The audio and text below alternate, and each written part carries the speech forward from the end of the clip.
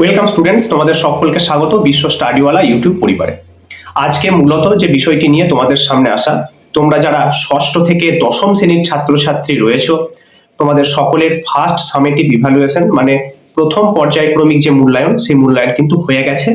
আশা করি বিভিন্ন স্কুলের শিক্ষক মহাশয়রা তোমাদের প্রাপ্ত নাম্বার জানিয়ে দিয়েছে, খাতা তোমাদের দিয়ে দিয়েছে। এবার শুরু হতে চলেছে তোমাদের সেকেন্ড সামেটিভ ইভ্যালুয়েশন মানে দ্বিতীয় পর্যায়ক্রমিক মূল্যায়নের পরীক্ষা। ষষ্ঠ থেকে দশম শ্রেণীর সমস্ত ছাত্রছাত্রীদের কিন্তু এই সেকেন্ড সামেটিভ ইভ্যালুয়েশন মানে দ্বিতীয় পর্যায়ক্রমিক পরীক্ষা হতে চলেছে আগস্ট মাসে। এবার প্রশ্ন হচ্ছে, আগস্ট মাসের কখন তোমাদের এই পরীক্ষা নেওয়া হবে? আর যারা ক্লাস 10 ছাত্রছাত্রী রয়েছে, তোমরা অনেকেই জানতে চাইছিলে যে তোমাদের সেকেন্ড সামেটিভ ইভ্যালুয়েশন দিতে হবে না একবারে তোমরা টেস্ট পরীক্ষা দেবে, সেই বিষয়টিও কিন্তু ক্লিয়ার করে দিচ্ছি। দেখো, ষষ্ঠ থেকে নবম শ্রেণীর সমস্ত ছাত্রছাত্রীদের সেকেন্ড সামেটিভ ইভ্যালুয়েশন মানে দ্বিতীয় পর্যায়ক্রমিক মূল্যায়নের পরীক্ষা কিন্তু হতে চলেছে আগস্ট মাসে।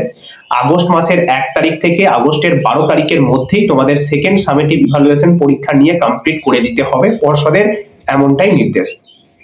এবার ক্লাস 10 এর যে ছাত্রছাত্রীরা রয়েছে তাদের কি হবে? ক্লাস 10 মানে দশম শ্রেণীর যে ছাত্রছাত্রীরা রয়েছে, সেই দশম শ্রেণীর সমস্ত ছাত্রছাত্রীদের সেকেন্ড সামেটিভ ইভ্যালুয়েশন পরীক্ষা কিন্তু হবে এবং সেই পরীক্ষা ওই ক্লাস 6 থেকে ক্লাস 9 এর ছাত্রছাত্রীদের সঙ্গেই দিতে হবে। তারপর তোমাদের টেস্ট পরীক্ষা নেওয়া হবে। তোমাদের আর থার্ড সামেটিভ ইভ্যালুয়েশন হবে না, তোমাদের ডিরেক্ট টেস্ট পরীক্ষা, তারপর মাধ্যমিকের ফাইনাল এক্সাম। ক্লিয়ার? তাহলে ষষ্ঠ থেকে নবম শ্রেণীর যে ছাত্রছাত্রীরা রয়েছে এবং ক্লাস 10 এর যে ছাত্রছাত্রীরা রয়েছে, তোমাদের সকলের সেকেন্ড সামেটিভ ইভ্যালুয়েশন শুরু হতে চলেছে আগস্টের 1 তারিখ থেকে আগস্টের 12 তারিখের মধ্যে। ক্লিয়ার হয়ে গেল? এবার অনেকের মনে এই প্রশ্নটি ছিল যে পঞ্চম শ্রেণীর ছাত্রছাত্রীদের পরীক্ষা কখন হবে, সেই নিয়ে কিছু বলছেন না কেন? দেখো, বিভিন্ন স্কুলগুলিতে মানে বিভিন্ন যে প্রাথমিক স্কুলেতে কিন্তু 5 ইনক্লুড আছে। আবার অনেক প্রাথমিক স্কুলে যেহেতু পঞ্চম শ্রেণী নেই, তাই তাদেরকে আপার প্রাইমারির সঙ্গে ইনক্লুড করা হয়েছে।